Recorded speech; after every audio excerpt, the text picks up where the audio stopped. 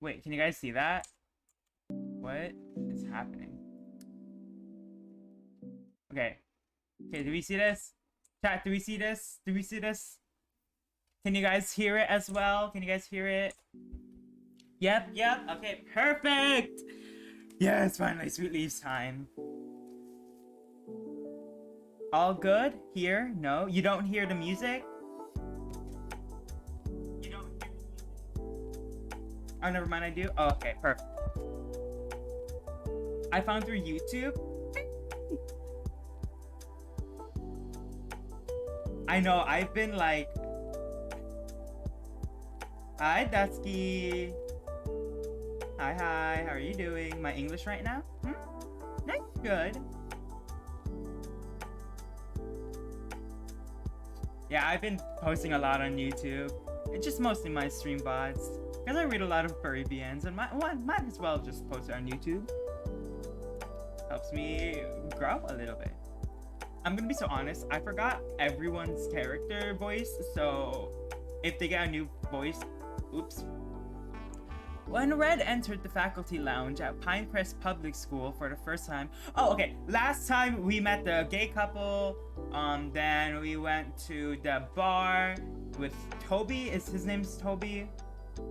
Like Toby Fox. I can't remember. But they were nice.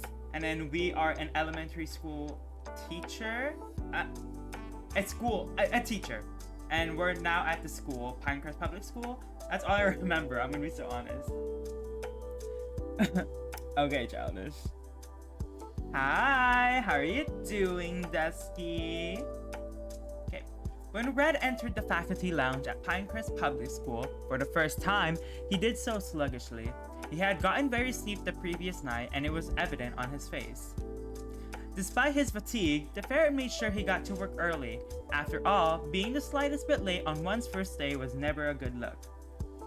That's good, that's good. What have you been up to, Dusky? A small number of teachers and staff were already assembled around the room, sitting at tables or couches. Amongst the early birds were Nico and a portly corgi, both standing in the back near the kitchen area as they conversed over coffee. Okay, this is Nico. I remember his name. Well, now I do. I don't know who this is. Work? Ah, well. Are you off of work then, or are you still working? Relieved to see a friendly face in a crowd of strangers, the ferret trudged over to Nico, who paused his conversation when he saw Red approach. Yeah, you not sleep very well last night or something? Guys, was that my... You're still there? Yikes. How long do you have your shifts left? No. Is it that obvious? You look pretty tired, yeah. First day jitters? I don't know. Something like that. I'm sure. Nico gestured a hand between the corgi and the ferret. Felix, this is Red, the new guidance counselor. Red Felix. The two gentlemen of short stature exchanged hellos and shook hands. So, what do you teach, Felix? 3rd grade. How do I do Felix? 3rd grade. Cool. Hope the kids treat you well this year. They usually do. Kids here are mostly a good bunch. Red was suddenly struck by a deep yawn, one that lasted a good 3 seconds. The ferret covered one eye with a hand and rubbed at it, apologizing. Coffee might do you some good, Red. Felix seems so familiar. It's probably because he's a corgi. I don't know. For sure. Where are the mugs? In that cabinet right there. The bear pointed to a cabinet above the microwave and then across the room at the coffee machine. The coffee maker might look like a nice espresso machine, but it ain't. It's just those pod thingies. So long as it's got caffeine in it, it's good enough for me. Oh, okay. After the ferret sluggishly departed, the bear and corgi re-engaged in conversation. So, you gonna go see your guy friend again? Yeah, but don't call him that. It's weird. He's just a friend. Ooh. Yeah, a friend who was your first time with another guy is recently single and is also really into you. I've never seen you blush over any of your other friends, Bear. He is more than just a friend. You just haven't admitted it yet. The embarrassment radiating off the bear was palpable as Nico rubbed a hand at the back of his neck and turned away. Come on, man. Felix raised a hand in front of himself. Alright, alright. Keep me up to date on how it's going, though. I am an interested party. Felix tapped the back of his fist off of Nico's hip and craned his neck to grin up at the stocky bear. Bro, it's good to see you finally getting out there. Happy for ya. Yay! Aw. Thanks, Shorty. Damn. Whoa, oh my goodness. That is a lot of teachers. She looks sick. As the lounge began to fill in with more faculty and staff, Red returned to the pair while sipping from a mug filled to the brim. Okay. Bet you $20 he can't get out of this room without mentioning it 4 times. 4? No way. You're on. 4 what? Felix finished a sip of his coffee before he turned his head towards Red. We won a state award for being the best improved public school district a few years ago. He won't stop talking about it or his award-winning staff in his start-of-year speeches. He mentioned it 3 times last year. I'm banking on it being 4 this year. He's gotta move at some point. Hey, he's gonna impress the new guy, make him feel like he's joining the Avengers or something. I figured that's worth 2 mentions alone right there. Bare minimum. Guess we'll see, huh? Guess we will. Maybe we'll even be treated to another one of Coulson's corny metaphors at the end too, so you can get the full experience, Red. Wouldn't want you to miss out. You calling it a full experience makes me think it's a real treat. Oh yeah? Big treat. That was the one he said last year, Bear. Felix tilted his head towards Nico while he swirled the coffee in his nearly empty mug. Something about us all being a forest? How, as teachers, we're all working together to create a self-sustaining ecosystem of learning, I think. I found out why he seems familiar. It's someone's persona. Are you kidding? Wait, is that true? Wait, that's sick. Oh my god, you know what else is sick? I posted the VOD, my Sweet Leaves VOD. This just like popped up in my brain. But I posted the Sweet Leaves VOD last time and the freaking development team saw the VOD. Oh my god, I was like, holy crap, hey? It was so cool. It was so random, but like, wow. That's how you know a development team is like engaged in the community. This is gonna be a good game. Or it is already a good game, but like in the future. That's what I mean. Didn't he say it in a David Attenborough voice too? He tried to. The second-hand embarrassment from that was brutal. Hey, Coulson! Coulson entered the lounge just then, 2 minutes before the meeting was to start. Tucked under one of his arms was something large and rectangular, made of wood. The Tanuki bobbed his head in hello to everyone as he went to make a cup of coffee for himself. As the final few drops of creamer made their way into Coulson's mug, his smartwatch buzzed out a reminder for the meeting. His streak of starting meetings perfectly on time had just officially carried over from last year into the new one. Nice. Standing in front of the couches, he took his first sip of coffee before raising his voice to start the meeting. Hello everyone. Good morning. Welcome back. Wait. Hello everyone. Good morning. Welcome back everyone. Welcome back. A hush fell over the room as the stuffed back buckled in for what was sure to be a rousing speech. Now, I know it's everyone's favorite day of the year, and you're all thrilled to be back from summer vacation, but I can at least start us off with a nice surprise. The principal pulled the item tucked against his side and held it up in front of him. After 2 years of bugging the state, I'm proud to report this award-winning staff that we finally have the physical acknowledgement of our most improved award.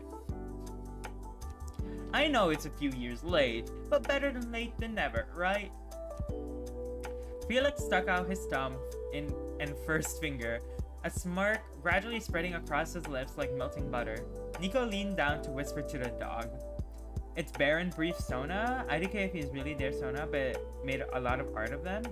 Baron Brief? Cool. Oh, that's BS. Those were in the same sentence. That does not count as two. The hell it doesn't. You want special stipulations for a bet? You gotta state them up front, bud. Coulson beamed with pride as he made sure everyone was able to get a good look at the plaque, turning it from one corner of the room to the other. Coulson. Just below the state seal of Minnesota, which filled 2/3 of the plaque, a gold plate affixed to the wood bore an inscription. Oh my goodness, what is happening? Most Improved Award, Pinecrest School District 2021. I'll make sure to get it hung here in the lounge so you can all be reminded of your talent and dedication to the daily. I'm sure we could all use some more positive affirmation. Coulson gingerly set the award down on the table in front of the couches, and then lifted an index finger and waggled it in the air.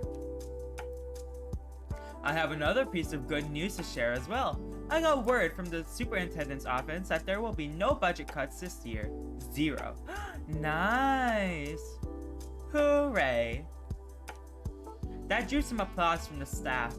Hearing they won't have to stretch in an already strained budget was cause for celebration, perhaps more so than a plaque for an old reward. Next, I want to introduce our new guidance counselor, Mr. Red Ellsworth.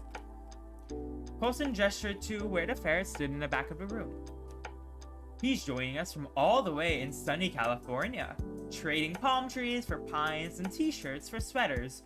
Red, if you'd say hello, please. I would gladly take that trade. I'm sorry, I like pine, I like sweaters, I like The way the entire room's eyes turned on him made Red feel as though he were on stage, and a spotlight had kicked on overhead. He sheepishly raised his hand and turtled into his shirt. Oh my goodness. Oh, hi everyone. The staff gave Red various forms of brief acknowledgement. Please do say hello to him if you've not already met. Just don't challenge him to a game of Mrs. Pac-Man. The man knows how to pull off a fruit salad. What? Some genuinely confused looks were exchanged amongst the staff, including Nico and Felix, who both glanced directly at Red. Felix mouthed, "What?" Thanks so much for choosing to join us, Red. You'll make this award-winning staff even better. Hi, Pastel! What's up? How are you doing?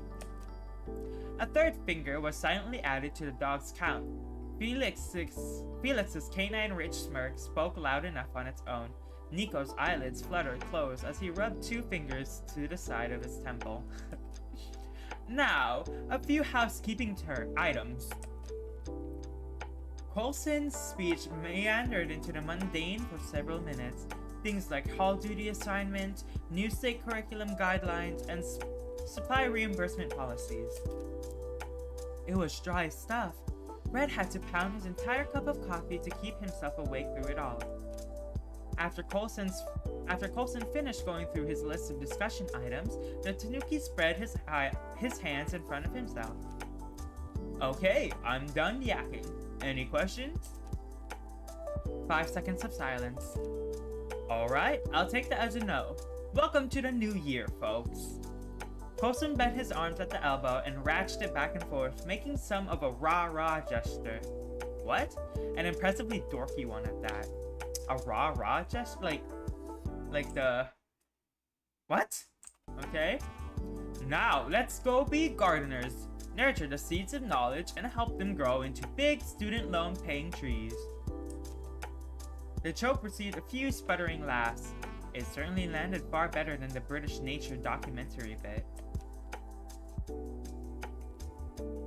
After the rest of the staff filed out of the room, Coulson approached Red and gave him a welcoming smile while gesturing towards the exit. Wanna follow me to your new office? Yeah, sure.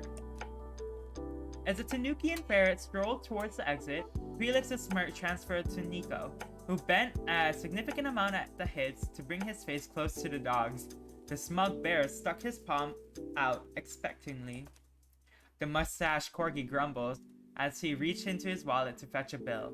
He slapped it into the bear's outstretched hand while he pointed at him sternly with the other. Okay, you betted on $1. Okay. No gloating.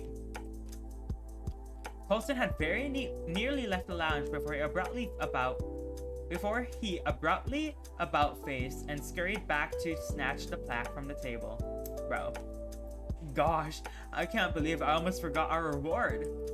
Yikes! As Colson departed with the plaque in tow, the corgi's hand pointedly and crisply yoinked the bill back out of Nico's. Thank you! And 20 more, please. I don't have a 20 on me. I need to hit the ATM first. Better pay up. I know where you work. Yikes. 2 Cedarville. Badger cakes. Wait, what? Ooh. Okay. It has been a busy day at Badger Cakes, Sebastian's bakery. The Badger had easily burned through his breakfast inventory, in particular, the Nico's Bear Claw. A standard bear claw, but with the ample amounts of additional honey, had gone fast. The afternoon, however, had gone much slower, which gave Sebastian time to do some of the administrative work that had piled up on him. Sebastian! Oh my gosh! Nice outfit, Sebastian. Okay. He'd only gotten through a small amount of it before the shop's bell rung out crisply. What the? Oh wait, that's not Sebastian. That's... Oh. This is such a comforting bakery. I know, it's so cute. Dude, look at that cupcake back there. Oh my god, I'd eat that. The purple one, that pink one. Oh my god, I'd be eating a lot of that. Anyway, Sebastian rose from his chair and returned to the front of the store. As he rounded the corner, however, his movement crawled to a stop. Wait, how do we do Sebastian? Hey, Seb. I'll become a regular day? No, real. What are you doing here? Sebastian took note of the shape of Emma's swollen belly, which she patted with her palm in acknowledgement. Is this his sister? You're pregnant? Yes, obviously, but we can talk about that later. I'm actually here for something else. Sebastian silently gazed at Emma's stomach for several moments until his eyes flickered like someone remembering they left the oven on at home. And you couldn't have just texted me? And just like that, the distant, disagreeable undertone between the siblings that had been in place for years was back in place. Why? So you can ignore it like you have all my other texts. I'm lucky to get a single word out of you a month. I'm tired of you ghosting me. Oh, come on, Sebastian. I think I have pretty good reason for not wanting to talk to you, Em. I was already at one of the lowest points of my life after Craig divorced me. I didn't need Dad finding out about it through you, of all people, on top of it. Look, I know I screwed up. I told you 1,000 times it was an accident, but you... Wanna know what he said to me after you left? And that Mom just sat by and let him do for free? No repercussions or anything. You finally ready to give women a try then? Ew. Keep in mind, this was discreetly after I had listened to a lecture on how I could learn a thing or two from you on how to be successful. He never supported my passion. Culinary school, waste of money, go pay for it yourself. Film school, investment of the century, here's a free ride. Nothing wrong with a female cinematographer, but a male baker? Too gay. Can't have that now. I know. It's never been fair that he... Just save it. Why are you here? Fine. Emma sighed and reached into her purse to pull out an envelope, which she placed on the counter and pushed towards Sebastian. I'm here to give you this. And what is that? It's for you. Meanwhile, the line gets longer. I don't think there's anyone in his, it's probably like 3. Like the slow period. Between lunch and, dinner. It's for you. It's about Gram. Sebastian plucked the bulging envelope from the counter and slid it open with a claw. Even 25 years after her passing, the mentions of his grandmother spurred a sense of urgency. He pulled out several pieces of paper, and his brows lifted as he read the letterhead, which belonged to a lawyer's office. Below their logo, the text read, Living Trust of Ethel D. Desjardins? As Sebastian finished the first page, he glanced up at Emma with a dumbfounded look. Jesus, this is enough to pay off my loan. My amount surprised me too. I thought it was a typo at first. There's a catch though. And how would you know that without having read this? And why did you have it anyway? Why wasn't it just mailed to me directly? Because she talked about it in my letter. And because the lawyer's office had only had Mom and Dad's contact info. Dad, you, and I got letters, but they all went to their house. Mom thought you'd throw away yours if she mailed it to you, so she asked me to hand it to you instead. He thinks you hate her, since you won't talk to her either. Aww. Sebastian shifted on his feet, leaning his weight on his back leg. I don't hate her. I'm just upset with her. Sebastian's attention returned to the pages in his hand.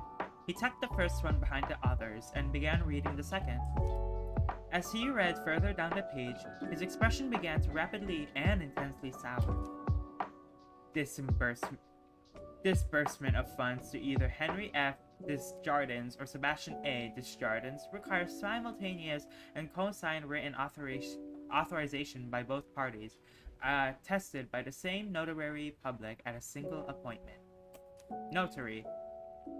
Sebastian's fingers gripped the papers harder, making them crinkle in protest. Why would she do this? I don't know. Maybe she wanted you two to try patching things up, and this is her way of forcing the issue? But she knew I hated him. She's holding this surprise inheritance hostage over something she knew I'd never want to do. What am I supposed to just be okay with the years of making me feel small? Being constantly reminded that I wasn't what he wanted?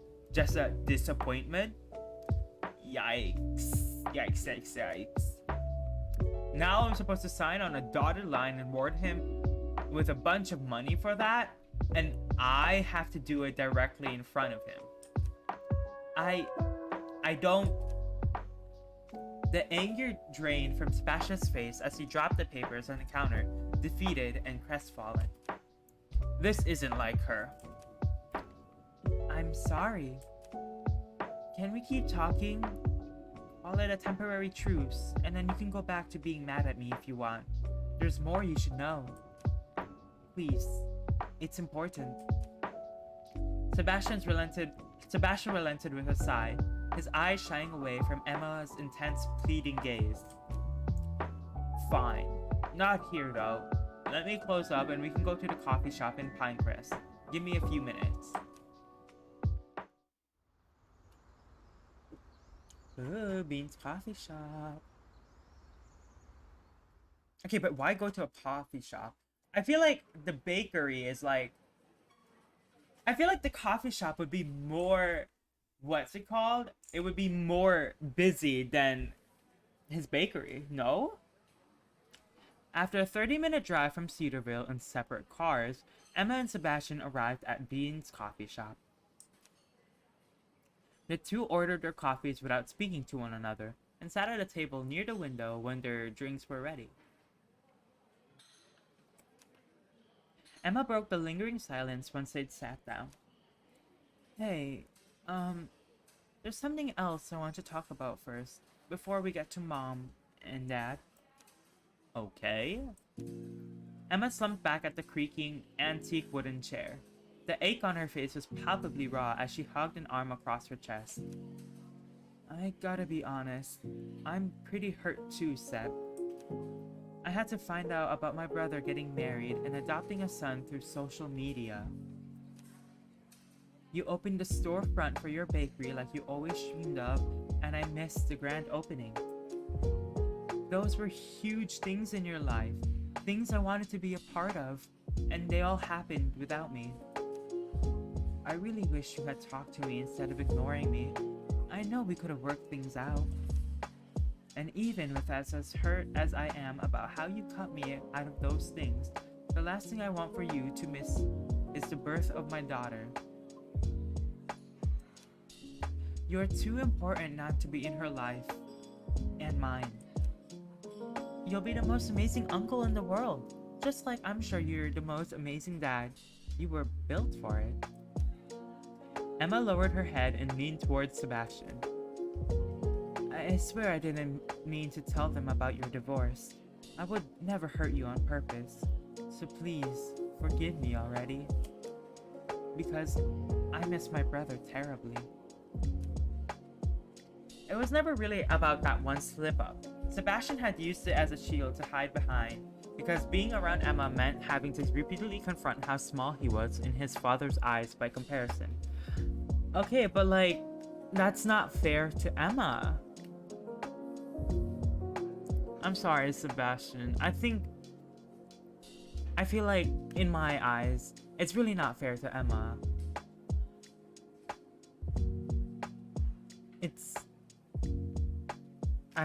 I don't know. Anyway, the immensely hurt look in her eyes made him feel every consequence of shutting her out. Each missed call and unanswered message weighed on him at once. Sebastian slumped in his seat while a quiet, frustrated sigh escaped through his nose. Fine. I missed you too. I shouldn't have cut you off like that. I know it wasn't a healthy way of dealing with what happened. Emma wiped a lone tear from her cheek and let out a shuddering sigh of relief. You're cheating, by the way. I'm cheating? How? At what? You're doing that thing where you slip in something nice at the end of an argument in order to get what you want. I meant everything I said, though. I know. It's still cheating. A few moments of silence passed before Sebastian's gaze softened, his eyes trailing to take another glance at Emma's stomach.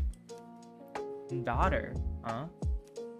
After a few sips from her coffee, Emma proudly patted the rounded swell of her tummy with a palm.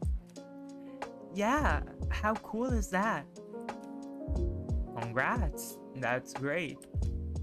Are you, in a relationship? Nope, just me. Solo Emma, as always. I did IVF. Oh. How are you going to have time for a baby, though?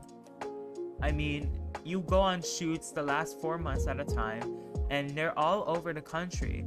I can't see how raising a kid fits into that lifestyle. It didn't, so I quit. You quit? But I thought you loved making movies more than you love life. I mean, I did say that, and I did love my job, but it was exhausting. I was so over the 15 to 16 hour days of work, 16 hour days of weeks at a time. My body just couldn't handle it anymore. Mine too. So I decided I'd just do things for my subscribers. Stuff I could do from home, like more short films and YouTube stuff. Okay, Emma! Emma content creator! Heck yeah! I knew I'd have to stretch my budget and live leaner to make it work. Because it's not like those things pay anywhere near what studios do. But Gram's inheritance means I won't have to constantly produce content to stay afloat. Now my daughter and I are taken care of. It's an amazing gift. How nice of yours to come with no strings attached. Crap. Sorry, I'm not trying to rub it in your face. I know you're not. I'm more upset about what the strings are, not that they exist in the first place.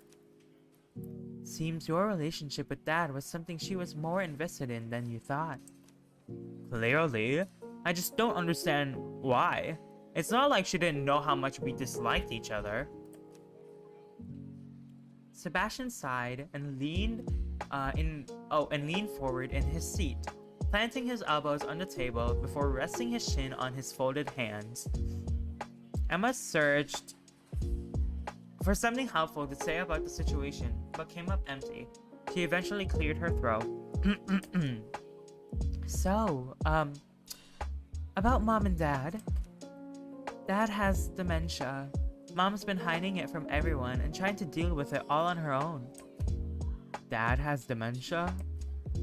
Yeah, they think it started 4 or 5 years ago. It's why he was getting more and more angry over time. His mind's practically gone now. Yikes! Okay, I'm so sorry, but that just like pulled me back into Promises to Keep Hunter around. Yikes. Yikes, yikes, yikes. Anyway. It did? Yeah, no, like, oh my god. Once I heard the dementia, I'm like, oh my god. Oh my god.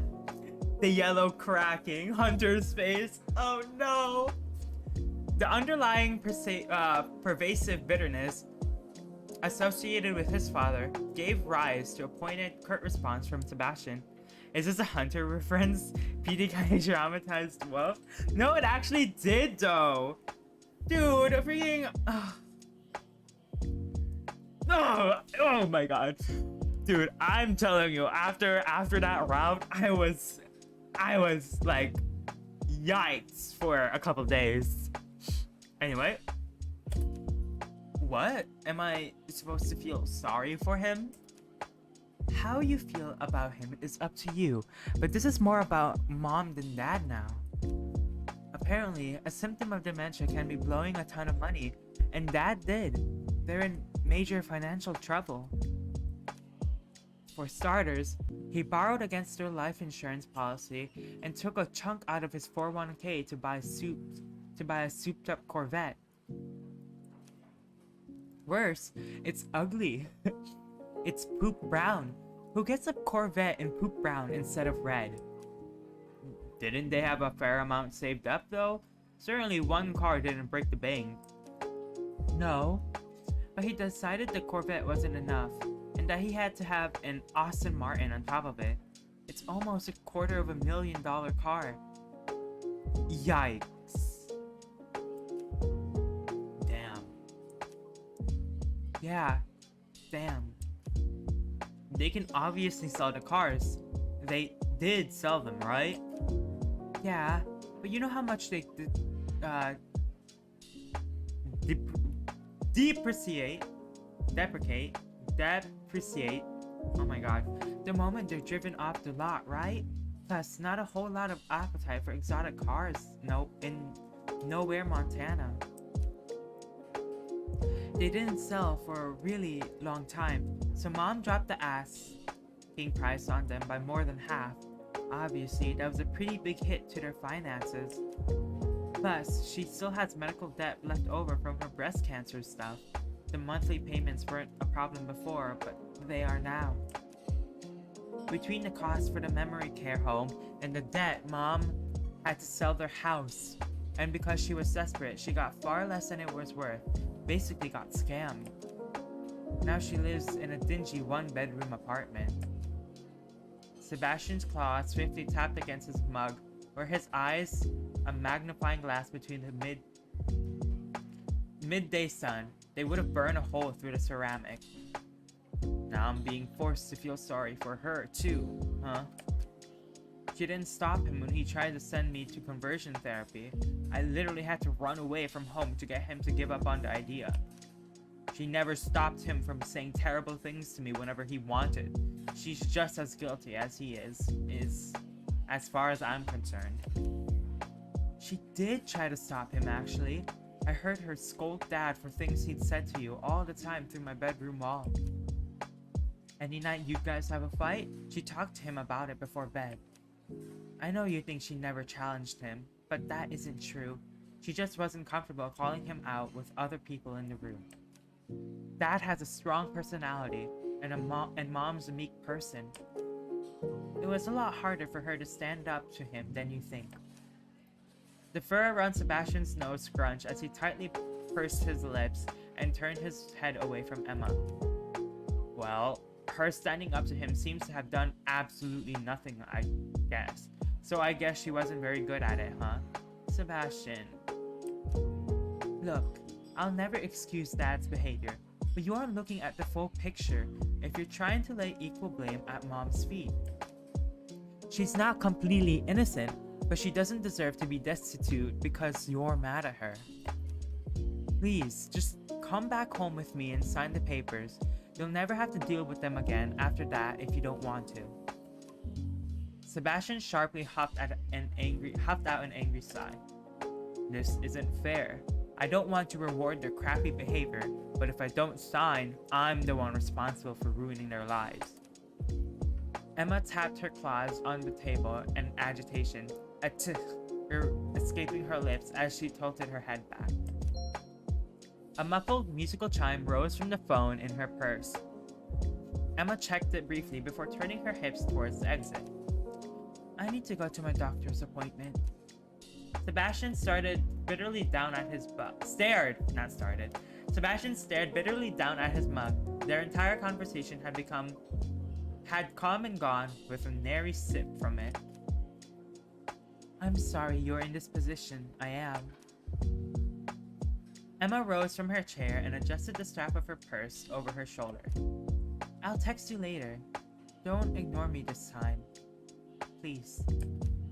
Also, I'd like to meet your husband and your son soon. The pictures of you at your wedding were cute as hell.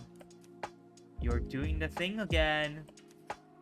Once a cheater, always a cheater. Emma patted her stomach with her palm as she began walking towards the exit. I'll send you photos of the ultrasound later so you can see your niece. Sebastian was left to sit alone with his thoughts and frustrations over a room temperature vanilla latte. Oh, that sounds so good right now. And I don't even drink coffee. Okay, we're back at the Pinecrest School. We got some lore in. Oh my goodness, that's some heavy lore. I actually feel so bad for him. Yeah. I don't know. I'm definitely someone who is more patient and more understanding and more willing to give other people their trust. I mean, if I was in a situation like that, I would be really mad at my dad. But I don't think I'd be as mad at my mom.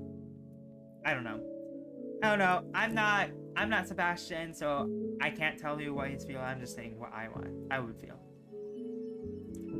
Red's first day was a busy one. He had to wade through an uncomfortable amount of new hire information, and given the lack of sleep, not all of it what he'd read stuck. Throughout the morning, he experienced frequent pangs of nostalgia, a further distraction added to the day. The people nearby who could hear the conversation just sitting like, no, exactly, like seriously, why couldn't you just have closed the bakery and then sit in the bakery to have that conversation? They got their tea extra hot. Exactly. They were paying for one tea but got extra tea instead. So I don't know, they probably had some good day. They probably had a good day with that. His new school's hallways had the same speckled concrete floors as his previous one, and the bells between periods sounded eerily similar. The IT department had given him the same annoyingly clacky keyboard he'd used before. Things outside the school took him back as well, like the view from his office window, which overlooked a small wooden area across the street. The trees were different, of course. pine versus palms, but the way their branches swayed in the breeze was just as hypnotic in Minnesota as it was in California. Red found himself aimlessly staring at them before the occasional lulls, though there weren't many of them. He was plumb tuckered out when the final bell rang at 3:02 p.m. The ferret's social batteries had been sufficiently drained over the course of the day from having to meet so many new people. He decided to recharge with yet another cup of coffee from the faculty lounge, which he was already becoming quite familiar with. I'm not gonna lie, that's a pretty cozy faculty lounge. After he'd made a fresh cup and taken a few sips, he set it on the table in front of the couches and sat down. It was surprisingly comfortable and immediately amplified his drowsiness. His flexible spine made his slouch look as though his body was oozing over the edge of the cushions towards the floor. Everywhere in this game looks cozy. I know I want to live in this game. I would be so happy if I lived in Pinecrest. Heh, are you okay there, Red? You look like you're melting. The ferret turned to look up at Coulson, whose approach behind him had gone completely unnoticed. As Red looked back down at himself, he realized he'd nearly slid off the couch. Oh! The slinky ferret hoisted himself up and sat further back. He rubbed his eyes with a palm while fighting back a yawn. Tired? Yeah, today was a non-stop go, go, go. Yup, it usually is. All the office staff have a crazy first day, but I know yours was extra challenging because you're new. Coulson patted Red's shoulder reassuringly. But hey, it's over and you're through it. Tomorrow will be more chill, promise. Good, I could use that. Just sorry I didn't get to check on you much. Hopefully it was an okay day overall though. Yeah, it was fine. Everyone's really friendly and helpful, and I like my office. It's got a great view of the woods outside too, which is nice. I'm glad to hear it. If you need anything over the next few days, remember that I'm right across the hall.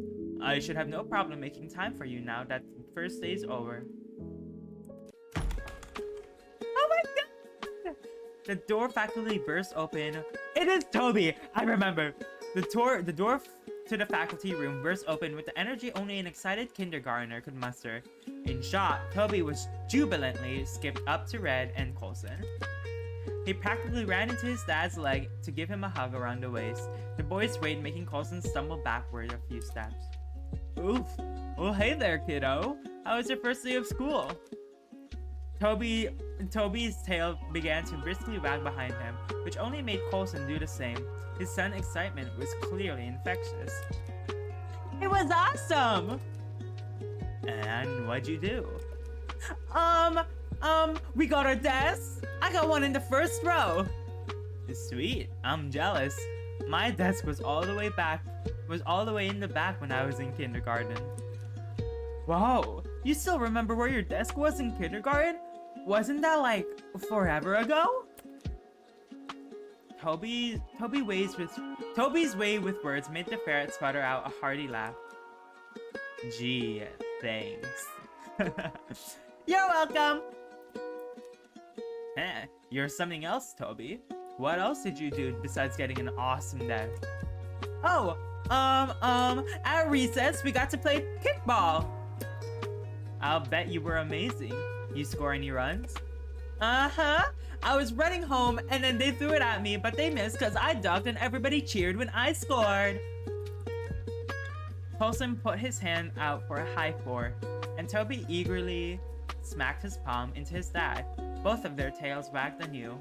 Aw, this is so cute. Whoa, great job. I wish I could have been there to see it. I would have been cheering for you too.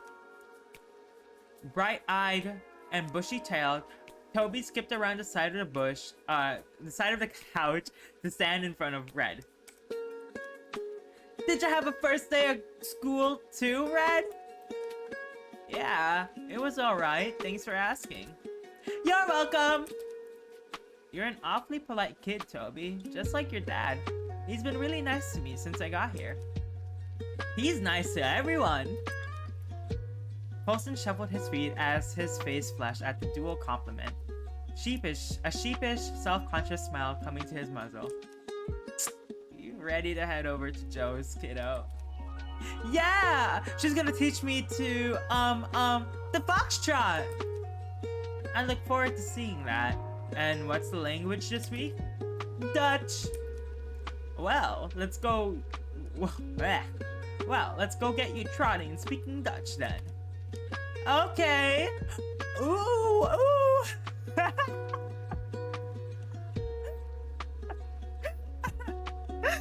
my god! What was that? I'm just... I'm crying. I'm crying. Oh my god. Ooh! Gonna have a piggyback ride? Can you ever? Oh my god, I'm crying. That was so funny. Oh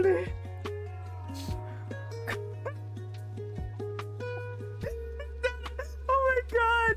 It sounded like I did the freaking ooh! Is that me?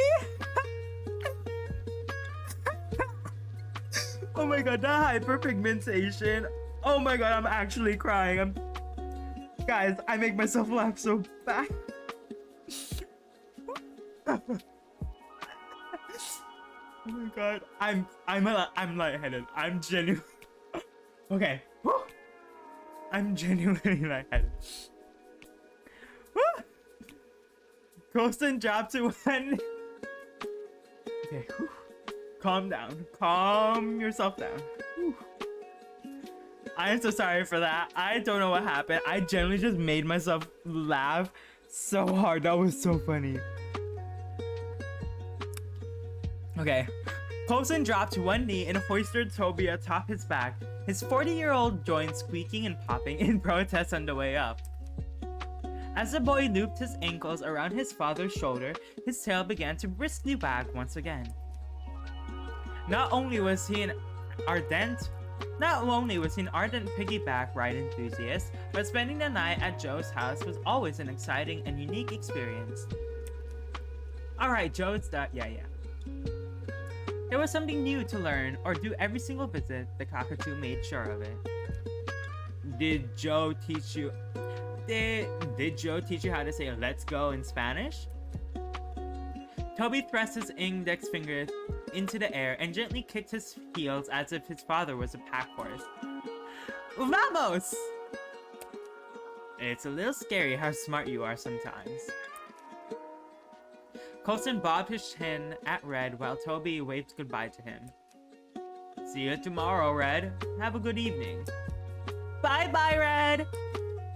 See ya, guys. Toby began to babble about the rest of his day to his father, which Colson seemed all too happy to listen to. Their tails wagged in perfect time with one another as they exited the lounge. I love the dynamic between Colby and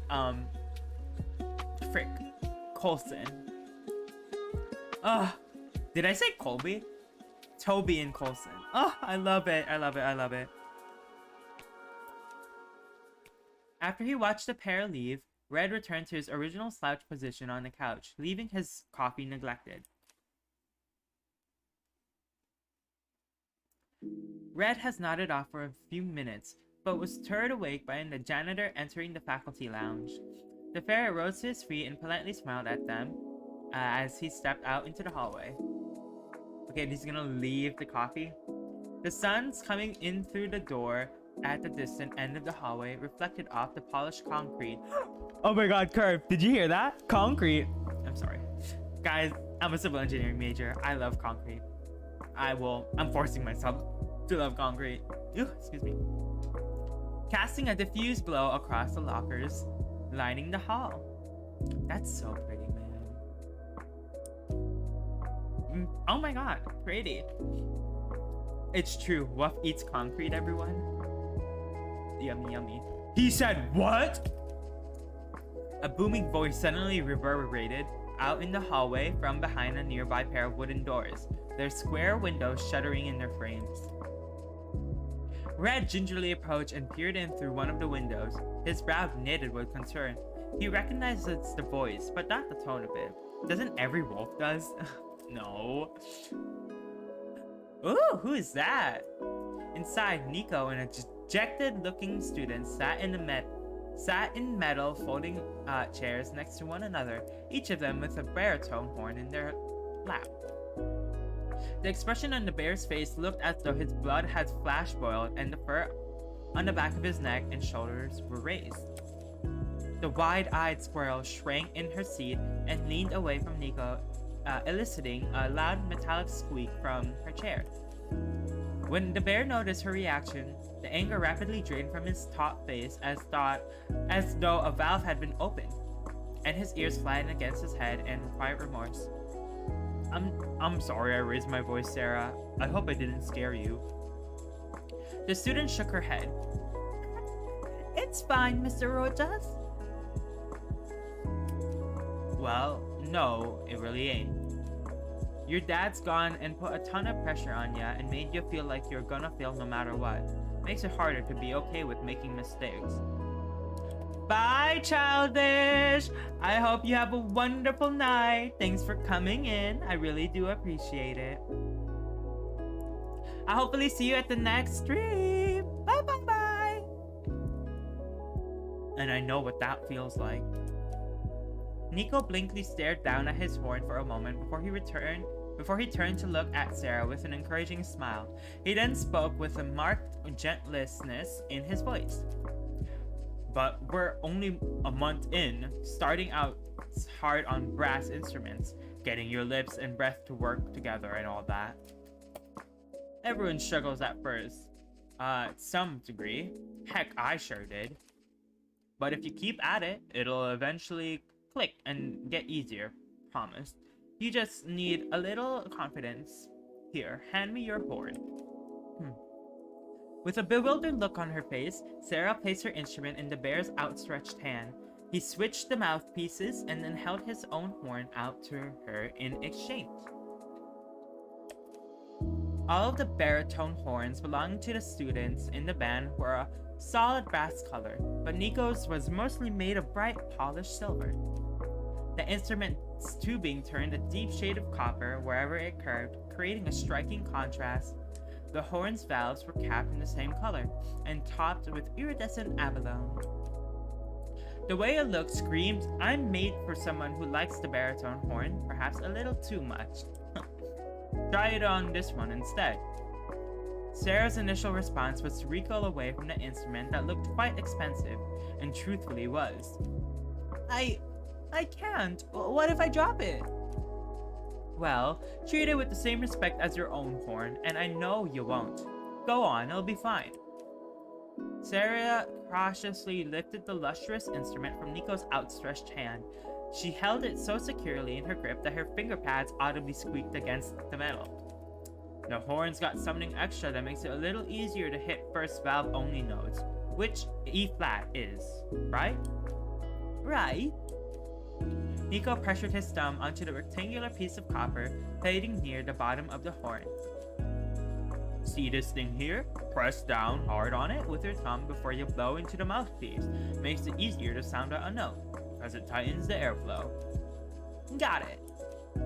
Before you try it on the horn though, blow E flat with your lips. Nico demonstrated by properly pursing his lips. Piercing? I don't know. Pursing his lips, making a pitch buzzing noise, which Sarah copied. Alright, on the horn now. Remember to press your thumb down and that piece I showed ya. Ooh, okay. Nico played the note on Sarah's horn and gestured for her to follow, pointing at the special copper piece with the tip of a claw. Oh wait. The knuckle on the squirrel's thumb flexed as she pressed down on the flattened piece of metal. She addressed the mouthpiece and attempted the note. An E-flat note successfully rang out, and was even sustained for a couple seconds. It was only interrupted because Sarah's entire face lit up with a disbelieving smile. Seeing her smile at her accomplishment made Nico beam in return. Looks like your dad's dead wrong, eh? Seems you can't play a single note right. Let's do it again. Practicing an instrument is all about doing things over and over until they're second nature. Once more, Nico played the note on the student's horn, first to prompt her. Sarah followed by correctly playing it a second time. The tone was noticeably improved over her first attempt. Nico lifted an index finger in the air and twirled it in a tight circle. Alright, again. Playing along with Nico, Sarah's third attempt was crisp and bell-toned, which the bear responded to by slapping a hand across his knee. How about that? Perfect. The squirrel's long tail flitted about excitedly. Now, you're gonna try it on your own horn, right? You won't be able to use the assist trigger, but I bet you don't need it anymore, do ya? Sarah quickly shook her head. After they'd switched back to her original horns, the squirrel shifted around in her seat as she readied herself. She took a deep breath and tightened her lips to the proper embouchure. Hit it! Hit it! Yes! Good job, Sarah! Period! Good job! Sarah played another perfect E-flat, which sounded just as good on her horn as it did on Nico's. When she stopped, the bear spread his arms and turned his palms up. Hey! Sarah let out a joyous laugh, still in a bit of disbelief as she leaned away from her horn, a few tears in her eyes as she looked down at an instrument in her lap. Oh my god! The feeling of accomplishment, man. Wow. Wow. This is getting to me. For the first time, it wasn't a source of frustration, but rather genuine enjoyment. Oh my god. I have a feeling this is gonna make me... Dude, I 100% know that I'm going to cry at some point while reading this VN. It's just gonna happen. I think it's just gonna happen. I lied. Of course it ain't I lied, of course. It ain't any easier to play notes on a fancy-looking horn. Nico tapped... Oh, period, Nico. Okay, wait, that was actually really smart. Nico tapped the claw against the copper piece he'd had Sarah press down on while playing the note. Nothing about this thing here is special at all. It's literally just a piece, a place to rest your thumb. You did that all by yourself. Really? Yep. Now, can I ask you to do me a favor? Okay. The bear leaned his head in and gave another encouraging smile to the squirrel. Stop listening to anyone who tells you that you'll never be any good. That ain't true and never will be, unless you give up on yourself. So don't stop trying, alright? I won't. Good. Should get going to your soccer practice now, though. Coach Schwips is pretty fond of making kids who are late run sprints. Sarah put her horn away in its case and clapped it shut. As she bounced to the exit, she turned around and waved to the bear. See ya, Mr. Rojas. Bye, Sarah. See you tomorrow.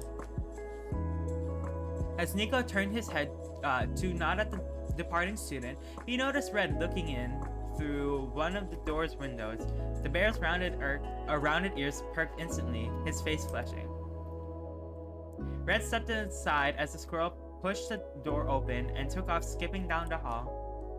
When Red finally went inside, Nico walked to the front of the room, placing his horn into his hardshell case on the floor next to the piano bench. How long were you out there watching? A little while. I was walking down the hall when I heard you raise your voice, so I looked in to make sure everything was alright. Sorry to have eavesdropped, but that was some fantastic teaching. Granted, I don't know anything about instruments, but I believe that little Thumpy did something special too.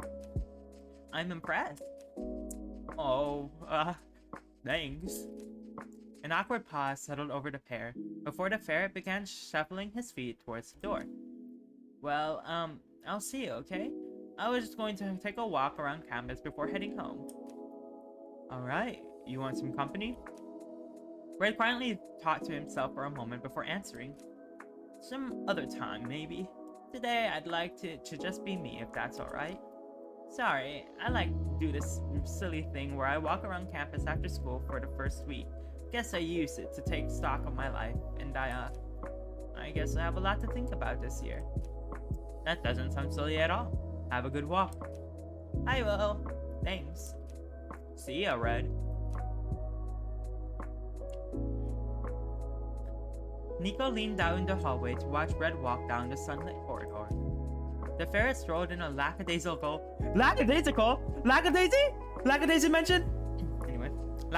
manner, only looking up from the floor when he passed an open classroom door. Even from far away, it was clear how lost in thought he was. Red paused at the far end of the hallway, where a set of double doors led outside. He placed a hand on one of the handles and let it rest there, motionless. When the ferret did finally open the door several moments later, he did so at a snail's pace and returned to looking down at his feet as he disappeared onto the sidewalk. I think that's a Lackadaisy reference.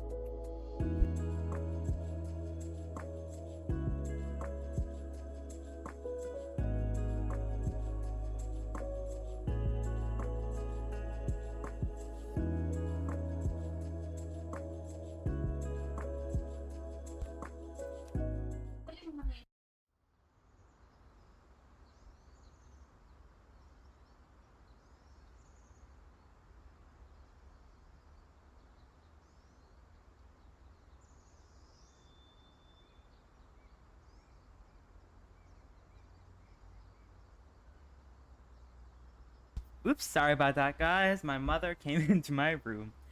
Anyway, I got a new, what's it called? I got a new messenger bag for college because I didn't really like the backpack. It kept straining my back a lot and like, oh, my posture was terrible. So I got a messenger bag and hopefully it helps that. That evening, Coulson dropped a bubbly Toby off at Joe's house, who raced up her driveway and right into her wings for a hearty squeeze. It wasn't just Toby who loved Berber Night, the name he bestowed upon their weekly hangout. It afforded the dads an evening to themselves, which I often took advantage of in the form of the date. Wait, that's so nice. The bag arrived. I agree, backpack suck. Oh yeah, Curb, do you want to see it? I'll show it to you after, I'll show it to you after I am done with stream. Yes, perfect. It's very nice. It's like, it's not heavy at all. For the past 6 years, Joe had lived 2 houses down the street from the Grangers in a 2-story house painted pastel yellow. The golden hue of its exterior, which stuck out like a sore thumb against the homes around it, was only one of the house's many intriguing features. Viewed through the floor-to-ceiling window from the street, Joe's living room could have easily been mistaken for a greenhouse. Really? Ooh, okay.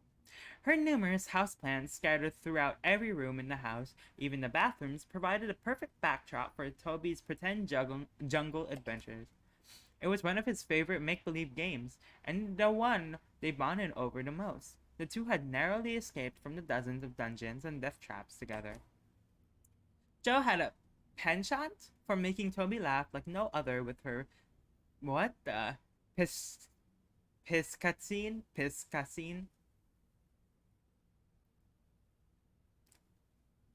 gonna search this up. Wait, I'm actually curious. How do you say this?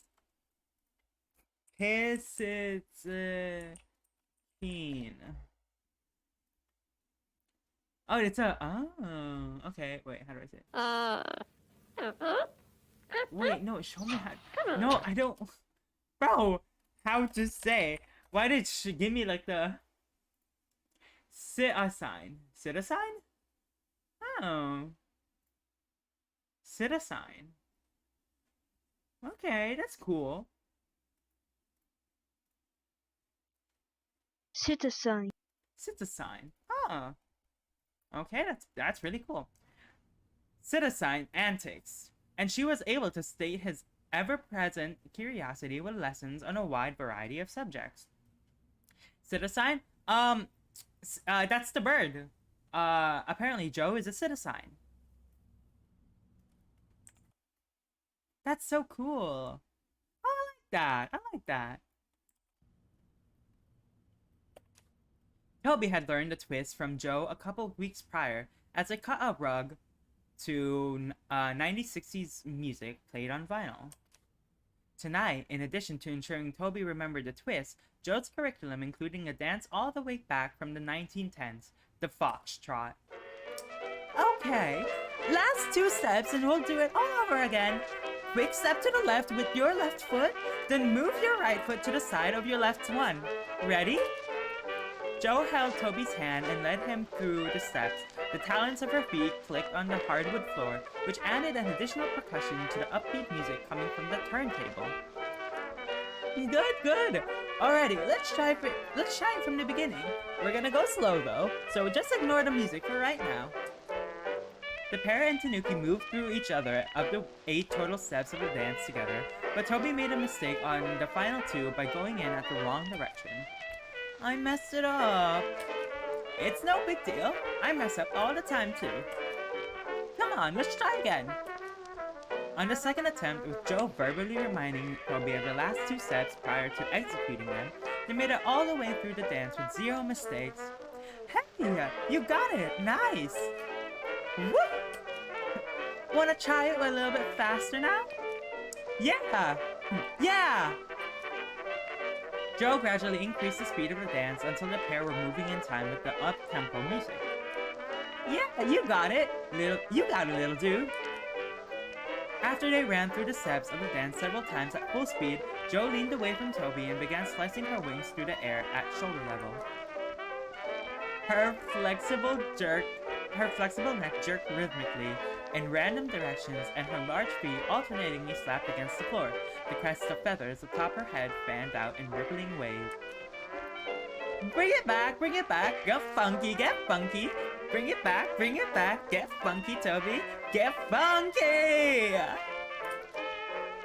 Toby did his best to prepare Joe's movements, which proved impossible at times due to his neck not being able to rotate nearly 180 degrees.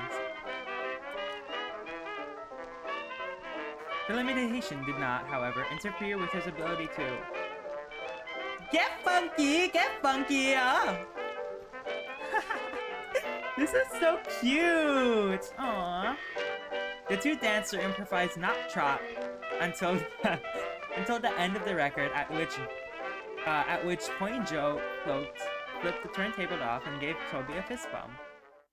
His tail swished in a lively manner as they detonated their fists, pulling their hands back with fingers and feathers extended and waggling. You're getting pretty good, you know. You picked this one up pretty fast. A lot faster than I did when my mom taught me. Was your mom a good dancer too? Yeah, a little bit. Toby tilted his head curiously as Joe patted his shoulder and gestured towards the kitchen with her other wing, abruptly transitioning away from the topic. You hungry? Ready for me to make dinner? Uh-huh. It still boggles my mind that you like stir-fry. Even if you're really picky about the vegetable use, you couldn't pay me to eat anything other than pasta when I was a kid. How was it taking me this long to realize your chat mixes up uppercase and lowercase for at? Really? No, my chat only does uppercase. Yeah, my chat only does the uppercase curve.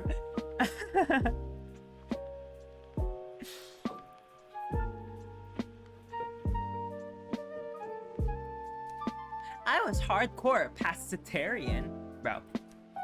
A pasta what? It means I ate pasta for like every meal, practically. You wouldn't believe how much mac and cheese I ate, or ravioli, or SpaghettiOs. SpaghettiOs. God damn. Joe clapped her wing over her beak in a flash. God damn. I mean, gosh darn, I would like some SpaghettiOs. You wouldn't tell your dads if I caused an accident, right? That spare jar is bleeding me dry. I won't tattle on you. Yeah, thanks, little dude. Alright, sit tight while I get cooking. Maybe see if you can't beat that lava world in your game. It's really hard. I don't think I can. Oh, sure you can. You just gotta keep at it, like you keep at dancing. As Joe... Oh my god, it's a Nintendo Switch. As Joe left for the kitchen, Toby sat on the couch and pulled his gaming console from his backpack. He then played for 20 minutes of stir-fry preparation time, getting further into the battle with the troublesome boss that he never had previously. Dinner's ready! Joe interrupted the Tanuki's epic virtual skirmish by emerging from the kitchen, carrying a silver tray with her their meal and silverware.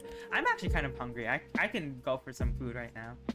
As Joe set the tray on the coffee table, Toby hungrily leapt off the couch, forgetting to pause his game. It led to the familiar guffaw of the Spectre King, who was victorious once more. Those darn third form bosses. Getting to sit on the floor while eating was a real treat for Toby. Joe had told him about her trips to Japan, where she knelt on a tatami mat to eat from a low table. She taught him to She taught him to clap his paws together, give a small bow of his chin, and say "Itadakimasu" before digging in. "Itadakimasu! Itadakimasu!" I'm sorry, I'm brain rotted, okay? The whole ritual turned dinner time from ordinary to exciting, and Toby was always eager to repeat it before every meal the two shared at Joe's home. The cockatoo looked at the boy with a prompting bob of her head. The tanuki smacked his palms together in front of him and sharply returned Joe's nod. "Itadakimasu! Itadakimasu!" Toby ferociously attacked his plate with a fork. As he chewed through his oversized bites, the dark furred tip of his tail dabbed against the shag rug before they sat on. "Hehe, I guess it's pretty good then." Toby vigorously nodded up at Joe while he continued chewing. "Then it's time to learn a new word. We're doing Dutch, or Netherlands this week. Ready?" Toby bobbed his head in affirmation, his posture and ears more alert, primed to observe the incoming info. He finally swallowed the gargantuan bites he took at the start of the meal. When food or drink is yummy, you call it lekker? I'm so butchering that. Dutch, yummy, lekker. How do I say it? How to say? I'm gonna say this correctly. Here it is.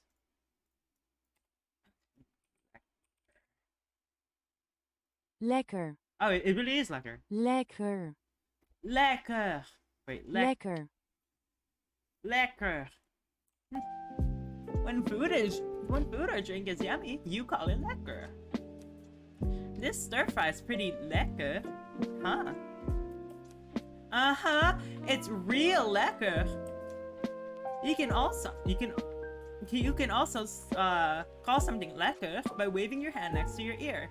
It's called the lekker wave. I really hope I'm saying this correctly. Oh, dude, this VN is so cool. Like this.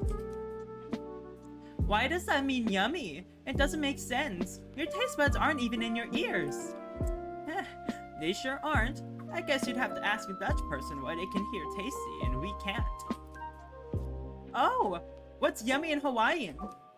Joe's crest lowered in response to the question, her eyes following suit momentarily. The tanuki would frequently ask to know words in Hawaiian, regardless of what the language du jour was. It was where his mother, Hannah, had been born and raised, and he held an insatiable curiosity about it. Joe had Hannah to thank for the inspiration to learn Hawaiian, language number 5 for the parrot, conversational, oh my god, controversial, conversational and counting, so she usually had an answer at the ready. It's uno. Super easy one, yeah?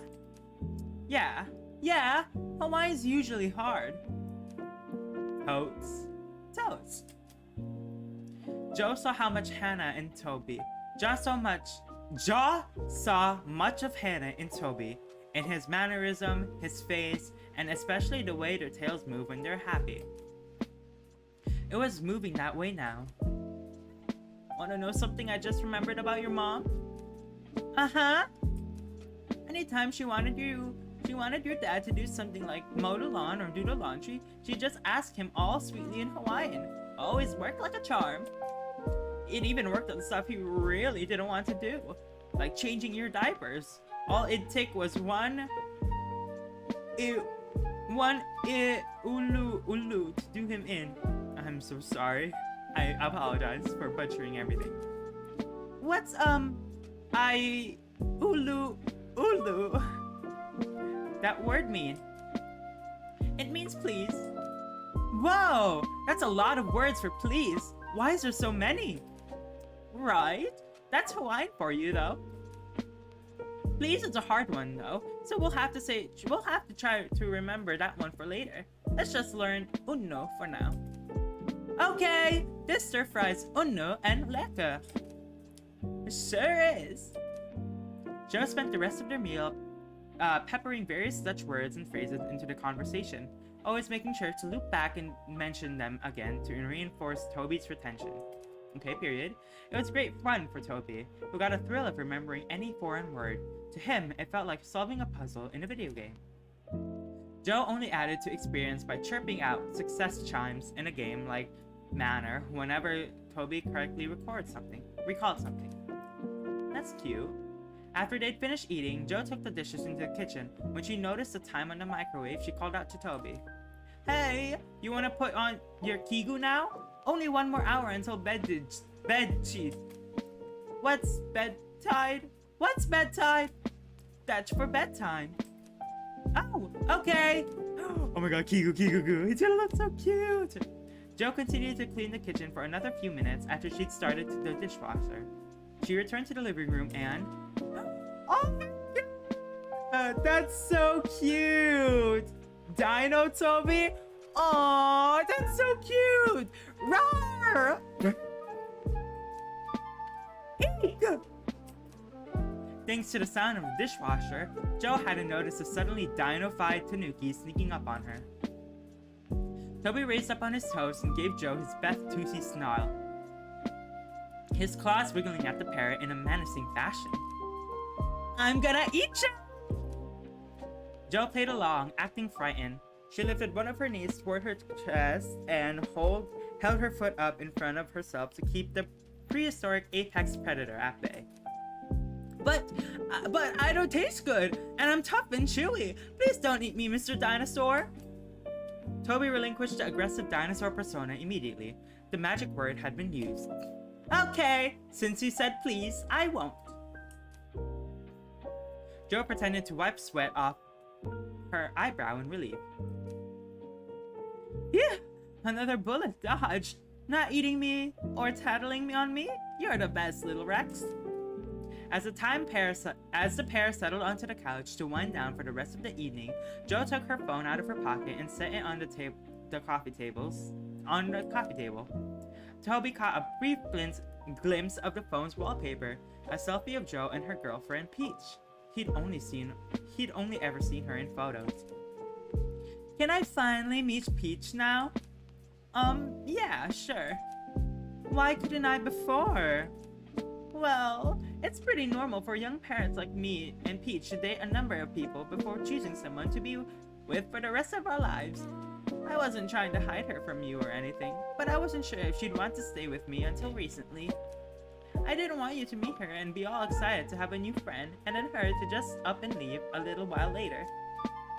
Remember how sad you were when Zach had to go back to Australia? The mere mention of his best friend's name made Toby's ears wilt. Aww. It had been months since he'd left, but the sting of his absence still lingered whenever he was mentioned. Yeah. Joe placed a wing on Toby's knee and patted it reassuringly. We've both said the L word to each other, though, so hopefully that means she isn't going anywhere for a little while. I'll ask her when a good time's to meet you, okay? Okay. Do you think she'll like me? Oh, heck yeah. You're such a cool kid that there's no way she won't like you. She might enjoy a more chill hangout than you and me usually have, though. like listening to music or watching old game shows. I don't think she'd want to play The Floor is Lava. But that's a really fun game! Right? She's totally missing out. I'm sure she'll dance with us, though. She likes dancing, too. Does she know the foxtrot? She had the same teacher you did. What you think? Then yeah. Yup. Though she's much better dancer than I am. She's an artist. I just do it to look cool. The parent engaged in some over-the-top theatrics by slicking a wing through her crest, puffing her chest out, and rocking her hips in her seat. Her head and body jerked erratically. It looked more like a feathered eel, electro-convulsing than dancing. See? Cool. Is that new guidance counselor still staying at your place? Red, right? Uh-huh. He's nice. He likes Mrs. Pac-Man Zima. Joe blinked and did a double take. Now, that's one random combination of things to answer that question with. And he's real sad about missing home in his car accident. He was in a car accident? Uh-huh. All the windows broke. That's how he got his cool scar on his cheek. Oh, well, let's not tell anyone else, okay? We should let Red decide if he wants to tell other people about that. Let's not gossip about him. What's gossip mean? It means to talk about someone when they aren't with you. And that's mean? Depends on what you say, but a lot of the time, it's not very nice, no. Oh, I won't do it again. I don't want to be mean. Jo shook her head and patted Toby on the shoulder. You're good. I can't imagine you ever being mean on purpose anyway.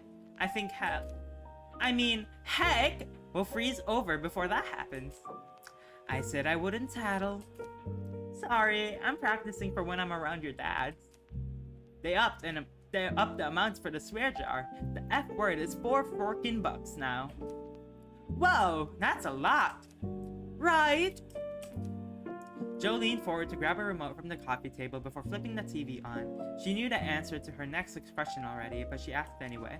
Alright, you Mesozoic thing, you? Wanna watch some rectangular dogs before bed?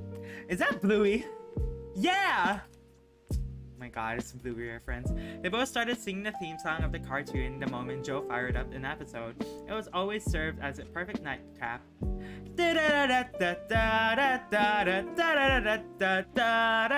Bingo! Ugh. Anyway. Oh, perfect. Okay. I think I'm going to be... Okay, yep.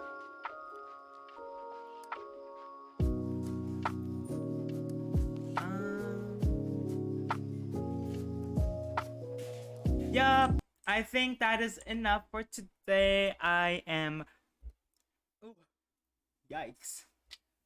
Oh my god, that was such a cute one. Oh, I love that.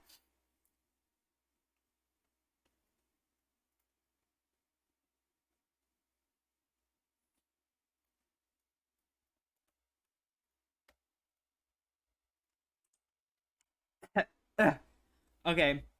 Anyway, that's going to be the end of my stream tonight. Thank you all for joining me. It was very fun. Oh my god, this is perfect. Xenogenesis is on. Alright guys, I hope you all subscribe and like and comment. Crying. But seriously, I hope everyone enjoyed it. I had so much fun reading Sweet Leaves.